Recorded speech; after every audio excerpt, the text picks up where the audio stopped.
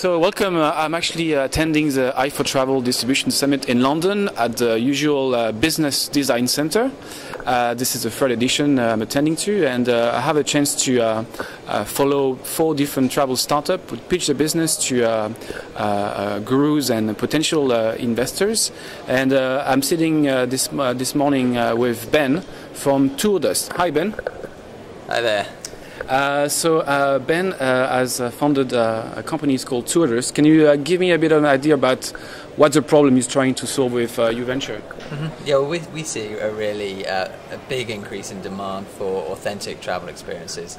It's quite a sort of psychographic change, and so people are really not happy going on big bus tours, being herded around, following an undereducated tour guide. And this is the case whether it's a half-day tour or it's a week-long adventure travel expedition. What they're really looking for is small group experiences, personal service, and really the most important thing is the knowledge and the passion of the guides. What you're looking for is knowledge and passion of the guides. And really this kind of experience at the moment, the pain for the customer is they can't research and book this kind of product online. There's plenty of editorial content about this kind of experience, but there's no product set, and we're really helping them find that in an inspirational format, and to book those experiences direct with independent, often local, high quality suppliers. And how do you approach those suppliers? We don't. There's not an existing body for us to go through, so it's a combination of efforts. The most important effort is we're identifying them and approaching them direct to get them onto the site. So far we've got 300 suppliers on the site that way. We're now starting to work with tourist boards and sort of activity associations. So there may be an association of kayak guides in North America, for instance, we can work through. But it's a tricky game doing that through the larger players, because we want to be quite selective about who we bring onto the site. We don't want to just bring everybody. So there is quite a strong quality filter from who we approach and who actually ends up on the site. And you have a priority plan in terms of destinations coverage you want to have, or you just take things as they go? Yeah, we do. When we started out, we looked to get the most iconic product on the site. To when you're setting out to get quite a decent product set, then you want to have something that's worth something to customers when they visit you in the early days. So we set out to have quite an iconic product set. So we're talking about things like going off the road system in Alaska to go bear watching and photography, or going on a 14-day rafting expedition in the Himalayas. So really fantastic iconic products, and we kind of pulled those onto site initially, but now we're really nailing down on specific locations primarily. So really getting the UK nailed is quite a focus for us. It's really tricky. The UK tourism industry on the local scale is not very commercial and quite resistant to change, so that's quite a tricky objective, but that's, you've got to go after the difficult things as a startup. Sure. And in terms of what you're going to make in terms of revenue, do you have any idea of any streams? Yeah, when we set out, we understood we had to get just content on the site to start with. But in a few months we've been live, we've learned a lot already, and we are rolling out some more, what I say is a grown-up revenue model, which is great. Being a startup, you can respond very quickly. So now we have 2 primary revenue streams. We take commission on bookings that we generate through the site, and there are some very healthy commissions available in this industry. So it's not just referral fee; it's commission share. Commission on the sale, but also take pay-per-click payments in some instances where we're driving traffic to their site. And fees also make a part of that equation. So you're not a merchant, the booking is still made elsewhere. Yeah, we're an intermediary. We're not a travel agent. Okay, and for the moment, can you tell any partners that you have? Yeah, so we work. What sort of things that? So as I say, we have 300 small suppliers at the moment, and. They're probably not household names, but they run the gamut from probably at the top end, people like Wilderness Scotland, who are a fantastic adventure travel operation out of Scotland, and they're probably the biggest type company, or Wild Frontiers or something like that, or some of the bigger volunteering organisations at the top end, who still deliver a very quality, authentically local service, but on a more international basis. And that kind of company has sort of 7 to 10 staff in an office, plus their local guides. and we're working with them, down to really small businesses where it's owner-operated. So we have a fantastic guy in Seville who does tours of at the tapas bars and takes you out to the olive oil and the Serrano ham farms, and really quite an enticing experience. We don't go just after a blue badge guide. We go after a guide who's got really something we can really sell, get our teeth into.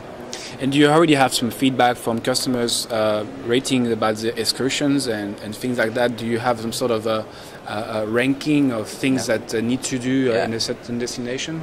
Yeah, I mean, our challenge is getting the quality filter in on a scalable basis, and and we're finding our feet through that. So we do have a review and rating system. The important thing to recognise about these kind of operators is the reviews are generally very glowing, and they already have a very high quality guest book physical guest book. And it's a question of trying to bring those online. And we've made, without making a lot of effort, we have a reasonable review base on the site. But that enough is not alone, and certainly in the early days, we're putting quite high quality filters in terms of our own investment and time in understanding the product. Over time, we intend to first-hand review all of the experiences on the site. Maybe not through our own efforts, but through a network of sort of partners and specialists. And I guess to start up a company like yours, and because you're depending on people visiting your site, do you have any ideas yet about how you can get more traffic to it? Is it through the traditional way, or? Yeah, I mean, exactly. I think we naively hoped it's fair to say we've steered, we've learned as we've gone along, and we naively hoped up front that we could create this fantastic marketplace where the product set alone would draw the traffic and the publicity around that, because we do have kind of content which journalists like to write about, and they have written about, would drive the traffic and SEO. Now SEO is a slow burner, and we've acknowledged, partially the reason putting a decent business plan in place is because we acknowledge we need to be able to buy traffic to create a sustainable business effectively. So I think very much part of it is publicity and brand. Yep. SEO is critical, and we're in a good position for SEO with the content, but also paying for traffic with the right kind of partners is definitely part of the game. Okay. During your presentation, so you said that you are funded, for the moment, mostly self-funded. Yeah. I guess a majority of that money was spent on designing the website, or you're already on the marketing and... So the majority of the money was spent on building and designing the website and continuing the technical evolution of the website, and the website really, that was a worthwhile investment. I mean, it's a fantastic website. We're really proud of it. Did you outsource this, or is that? We worked with some very high quality agencies, so really probably one of the best user experience design shops in the UK, or if not internationally. They're renowned in that field. Maybe not for travel, but for user experience and web design generally. So you haven't gone to Eastern Europe yet?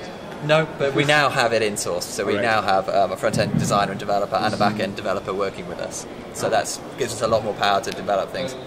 We have some budget, not a lot obviously, for sales and marketing activities, but most of that's unspent at the moment because we wanted to nail down our pricing structure and our customer journeys and test them before we started spending that money. Okay. And last question, so are you looking for some more money to invest into your business? What are you looking for? Yeah, absolutely. So at the moment, we're both looking to build an advisory board of mostly people with really sort of strong travel industry expertise, because it's probably our weak spot, and but also to get early stage investment of around £350,000, and that would help us to build a strong team, to market the site and get the site to a position of having strong profitability, strong margins, and a decent product coverage. The next step beyond that, where the scale of the opportunity lies, the next step beyond that, where the scale of the opportunity lies, is really going down into this massive long-tail opportunity. And uniquely about this marketplace, the quality of the experience goes up as you go further down the long tail.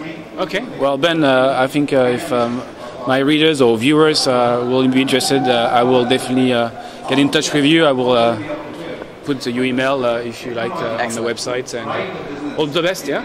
Thank you very much. Cheers, Ben. Thank you. Cheers.